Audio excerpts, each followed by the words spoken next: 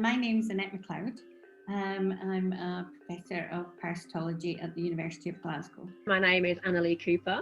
I am a postdoctoral research associate at the University of Glasgow.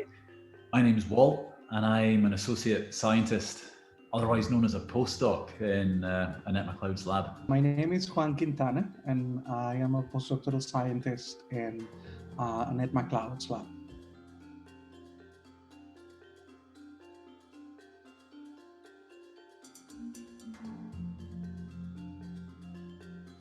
One of the key experiments that we do is looking at the biopsies we take from humans or from animals and just seeing if there are parasites there. So that's a lot of microscopy.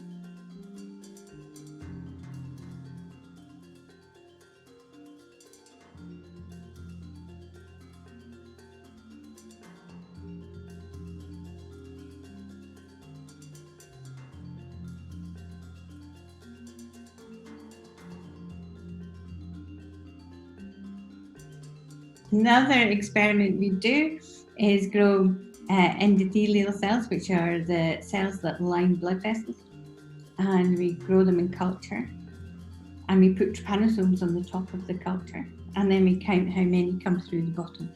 So it shows you how the parasites are migrating through blood vessels and into the skin. So that's a kind of cool experiment that we do. I look at differences between how some parasites can pass through that blood vessel layer and some can't. And if I can find parasites that can pass through easily and parasites that can't, I can compare the genes, the DNA of those two different types of parasites and try and find the genes that are important in passing through blood vessels.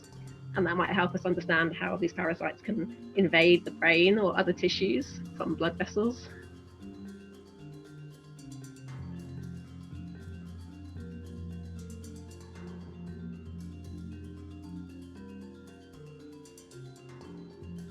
We put animals in mice, pretty much, in these cages that have running wheels.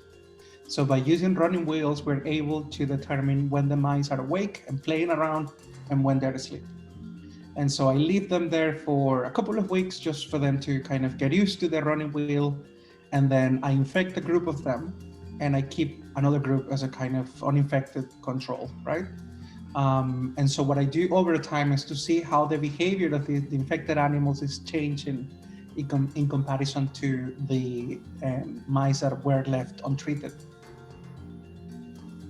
You try and do something in the lab that should be really simple to do, and it just doesn't work, and you can't really understand why. You get to the end of the day and think, like, great, like that was it was a long, repetitive day, but I think I've managed to get everything working.